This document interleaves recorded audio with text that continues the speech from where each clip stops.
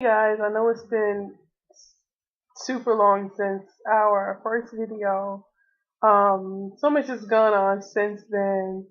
I couldn't even tell you what we were. I'm sure that we're in a very different place right now. But we are still trying to conceive or um, embarking on the journey to conceive.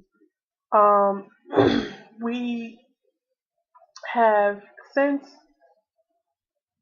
become open to having a known donor. Actually, it's something that, after much deliberation and even sort of research in the sperm banks here in New York, it's like there are, and someone else, I think it was Tia, who said, who also spoke about this in her video, like how there are like two or three, black donors per sperm bank here. And so it just doesn't really feel like a variety. But more than having that variety is sometimes I've watched a lot of other folks' journeys, and sometimes they're not necessarily getting what they pay for in terms of motility, things like that. And then also, we've decided collectively that we would want to be able to say, this is your donor, and your donor is a person, and this is the person at some point. And even, or even open to, a minimal level of interactions, or, we're very open in that area. Of course, we're not looking for a third parent or to co-parent, but definitely the more love, the better is what we believe. And so we've been looking for a known donor, and it is quite a journey. We've tried to talk to some folks that we know, and it's like it's just hasn't been, it's so difficult because it's like we get our hopes up, and then it's like, oh well, I changed my mind, and I understand it is quite the commitment that we're asking for. But we're actually still sort of courting some potential prospects, but we'll see where it goes. It's so funny. It's difficult to deal with a male, and because at this point I feel like I want to be in constant communication in terms of figuring out, like what's up with you, getting to know each other in a different way, because we're now going to invite you in our child's life, whereby in a different, possibly in a different capacity than it was if we just, as we knew each other. So I feel like it's more important for us to now have, greater communication, be more honest, and, so on and so forth. And guys, they're just not obviously as, forthcoming, and they don't communicate the same way as we do. So it's just up down for me. But we're still looking. We're still looking because I feel like there must be someone um, that we know.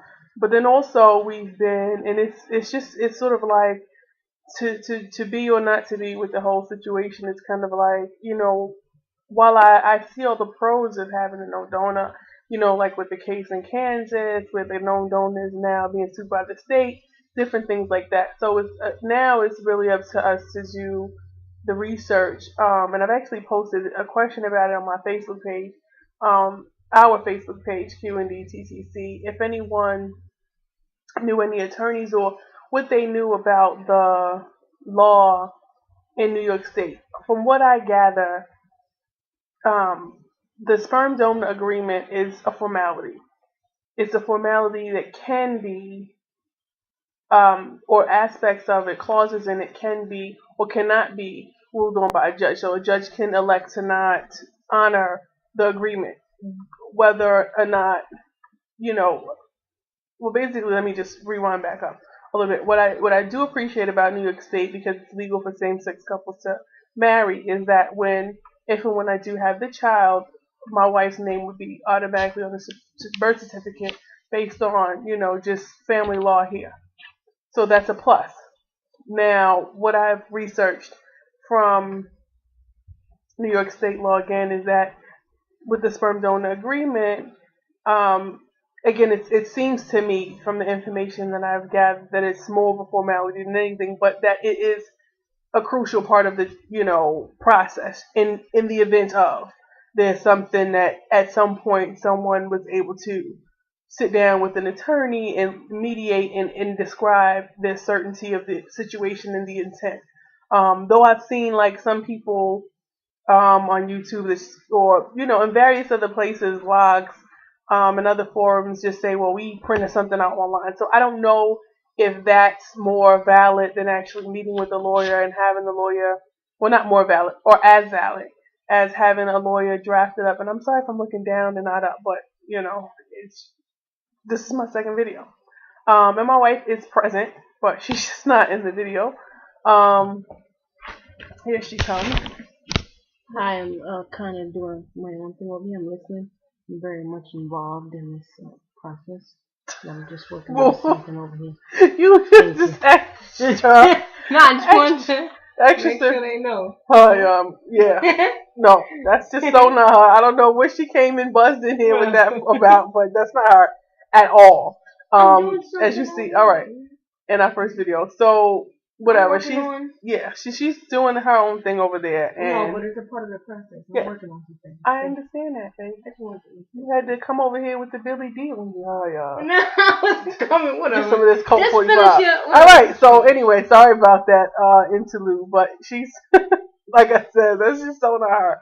But anyway, she is extremely supportive in this, and is very much, engulfed in the process as I am. I guess is what she was trying to say in her smooth, like, I don't even know what that was type way. But so back to what I was saying in terms of the known donor agreement. So now that so I've already accepted that I'm going to go ahead and I'm looking for an attorney. So I mean, I've actually have a couple of names of LGBT friendly attorneys here in New York. So it's just about placing phone calls and trying to get some consultations or just have questions answered, because my next concern is like I'm still like, okay. My next concern is moving forward with the second parent adoption, because I just don't hear many women or many couples, in this way on YouTube talk about those sort of aspects. So if you guys have, in that process, or what I like to be able to relate to someone's story. And so what have your experiences been, so on and so forth, because I've realized that is also a part of the process in terms of just legality. Like, I want as soon as possible for my wife and our family situation to be just solid. Whether we're in New York City or we're in, Arizona or wherever, that, wherever we go, we're a family. And so that's more important to me than anything. And so just wondering how to go about, wondering if anyone else has had, took that route, in terms of fully, legalizing everything. And I guess because, with the laws in New York being so new or newly applicable to same-sex couples, how has that affected couples with a known donor? I'm hoping that there's a question in there somewhere, and that someone can answer it and sort of give me some feedback. And I hope that maybe I've provided some information regarding that to folks.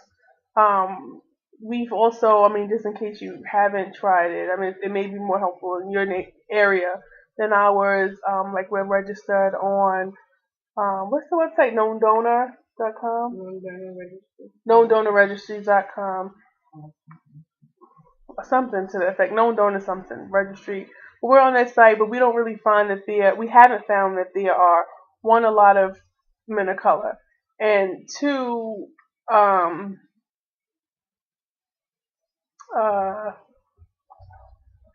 people who are close enough to our, area. So,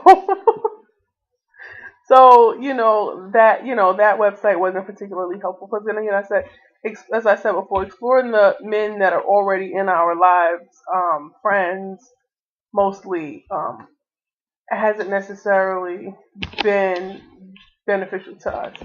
Um, and it's just been difficult. So, I mean, if anyone has any suggestions on how we can sort of persuade someone to share the gift of life with us, I mean, it's so weird because it's like, I don't know, I'm like obsessing over here. I think about it all the time. I'm like, guys are like literally just throwing away kids like every day, like into their socks, into towels, on the sheets. It's just, right, I just want a little bit. You're going a little overboard. I know it's good, but this is what my thoughts are when you're trying to have a baby, and it's just like, and then everywhere it's just like you. I don't even. It's haven't been so aware of men in my life ever. On a train, it's everywhere. I'm just like, you have a small conversation with somebody. It's like, oh, he seems nice enough to give us his sperm, and it's still, it's just difficult. So, I mean, I feel like this video is turning into a sad video, but it is. And particularly getting what we want and having the most ideal situation. And I know one thing that I've learned from just you and the TTC community, on YouTube is that it requires a great deal of patience. And so I'm praying, every day for the patience that I need and my family needs to just, whatever God has planned for us, it will come into fruition in the appropriate time. But in the meantime, what can I do to foster or expedite, what's our plan, our family's plan? So I won't ramble any further. That was all for now. Thanks for our support from the first video. We got a lot of folks on Facebook and a lot of subscribers, and sorry that we've been, MIA for so many months, but I will do my best to try to have more frequent updates as we get closer and closer to our goals. All right, guys.